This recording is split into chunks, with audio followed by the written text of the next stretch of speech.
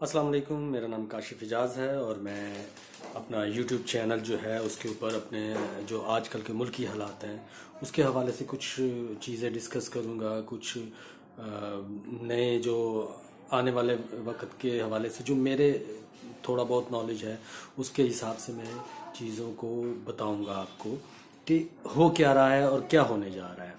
तो सबसे पहले हम लोग बात करते हैं जो पाकिस्तान के वज़ीर दाखिला हैं वो तब्दील हुए हैं। जी बिल्कुल, शेख रशीद साहब जो कि वज़ीर दाखिला इस वक्त बनाए गए हैं। शेख रशीद साहब को वज़ीर दाखिला क्यों बनाया गया? पीडीएम की तो नींद हराम हो गई, लेकिन असल वजह ये नहीं है कि उनको पीडीएम की वजह से वज़ीर दाखिला बनाया गया, बल्कि उनको उनकी दबंग लहजे की वजह से, उनकी दबंग बात करने की वजह से वज़ीर दाखिला बनाया गया। क्योंकि शेख रशीद एक बहुत ही मंजे हुए और पुराने सियासतदान हैं जिन्होंने ज़िया का दौर देखा, जिन्होंने उससे पहले भुट्टो का दौर देखा, फिर ज़िया का दौर देखा, उसके बाद बेनज़ीर का दौर देखा, उसके बाद नवाज शरीफ के तीनों अदवार देखे, उसके बाद परवेज़ मुशर्रफ का दौर देखा और अब वो इमरान खान के दौर में भी हैं, मतलब मौजूदा दौर में भी हैं। तो जब भी उन्होंने बात की है तो बड़े दबंग तरीके से बात करते हैं। उनकी बात को खबर बनने में देर नहीं लगती, क्योंकि वो बात ही इस तरीके से करते हैं। उनको पता है कि पूरी दुनिया के मीडिया के साथ कैसे बात करनी है, उनको इंडिया के साथ बात करनी आती है। वो जब इंडिया से बात करते हैं तो उसमें भी बहुत ही रोब और दबदबा होता है। जैसे एक दफ़ा उन्होंने बयान दिया था एक टीवी चैनल के ऊपर बैठ के कि अगर ये जो हमने एटम बम बनाए हुए हैं ये हमने कोई दिवाली पे चलाने के लिए नहीं बनाए हुए।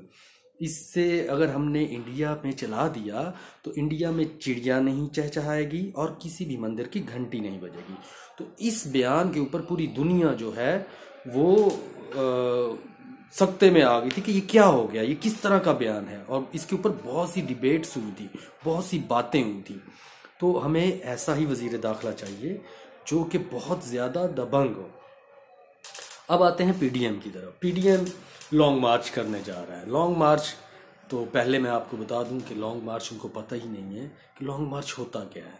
लॉन्ग मार्च को अगर देखा जाए तारीख के आईने में तो लॉन्ग मार्च स्टार्ट होता है मौसे तंग से। उन्होंने एक लॉन्ग मार्च किया था 1 लाख से ज़्यादा लोगों के साथ, जो कि 9,000 किलोमीटर से ज़्यादा फासले पे मुहित था। उसके अंदर 1 लाख से ज़्यादा लोग शामिल थे और जो 370 दिन तक चला था, मतलब 1 साल से भी ज़्यादा, 1 साल से 5 दिन ज़्यादा। तो उसमें उनके अपने 2 बेटे जाँ बहक हुए, उसमें उनका एक भाई जाँ बहक हुआ। तो उन्होंने बहुत सी कुर्बानियाँ दी और उस लॉन्ग मार्च के एंड पे सिर्फ 8,000 के करीब लोग बचे थे। जब वो 8,000 लोग बचे थे तो वो भी ऐसी हालत में थे कि वो ना बच्चों जैसे ही थे। मतलब वो जिंदा तो थे लेकिन उन्होंने, उनके जिस्मों में इतनी जान नहीं थी, सकत नहीं थी। उन्होंने भूख बर्दाश्त की, उन्होंने पत्ते खाए, उन्होंने पानी के बगैर गुजारा किया। तो इसको कहते हैं लॉन्ग मार्च। लेकिन हमारे पीडीएम जो है वो जो लॉन्ग मार्च करने जा रही है, ना तो उसमें उनके भाई शामिल हैं, ना उनके वालिदैन शामिल हैं, ना उनके बेटे शामिल हैं। बेटे बाहर के मुल्कों में जायदादें बना कर बैठे हुए हैं। भाई जो हैं वो अपने काले करतूतों की वजह से जेलों में हैं। लेकिन यहाँ पे क्या हो रहा है, सिर्फ वो आवाम जो हमेशा कुर्बानी देती आई, आवाम से ही कुर्बानी मांगी जा रही है। और हम लोग आवाम जो हैं वो बगैर सोचे समझे इसमें शामिल भी हो रहे हैं। हमें सोचना चाहिए। खुद तो ये सियासतदान जो हैं वो अपने घरों में बैठे हुए हैं और कह रहे हैं कि हमें कोरोना ना हो जाए। तो हमें कहा जा रहा है कि आप बाहर निकलो, डंडे खाओ, आप लोग सर्दी बर्दाश्त करो। ये चीज़ें सिर्फ हमारे लिए क्यों है, उनके लिए क्यों नहीं है जो बाहर के मुल्कों में भाग गए हैं, अपनी जायदादें बाहर के मुल्कों में बनाई, अपना सब कुछ उन्होंने बाहर के मुल्कों में रखा। तो हमें इस बारे में सोचना चाहिए। अब तीसरी बात मैं ये करना चाहूँगा कि हम लोग ये सोच रहे हैं कि हम इस्तीफ़े दे देंगे। पीडीएम ये सोच रही है कि वो इस्तीफ़े दे देंगे और हुकूमत चली जाएगी। हुकूमत कहीं नहीं जाएगी।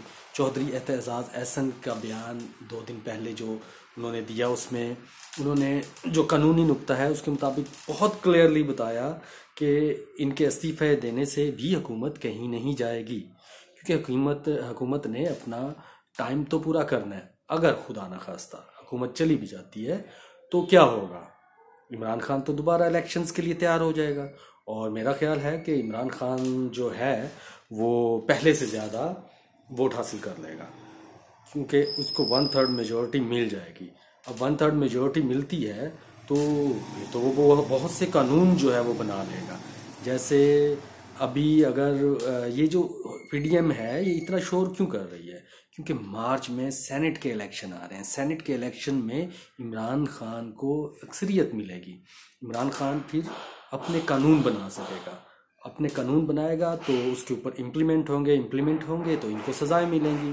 जो इस वक्त पुराने अपने बनाए हुए कवानीन की आड़ में छुप रहे हैं, उनको बहुत जल्दी इमरान खान के कानून के जो कानून बनाएगा उनके ऊपर इमरान खान जल्दी से अमल भी करवाएगा। और अभी जैसे नैब की अदालतें तश्कील दी जा रही हैं, उसका प्रोसेस तेज़ होने वाला है। तो जैसे जैसे ये सारी चीज़ें तेज़ हो रही हैं, एहतसाब का अमल जो है वो तेज़ हो रहा है, तो पीडीएम के अमलात जो हैं वो भी तेज़ होते जा रहे हैं, लेकिन उनको हासिल कुछ भी नहीं होगा।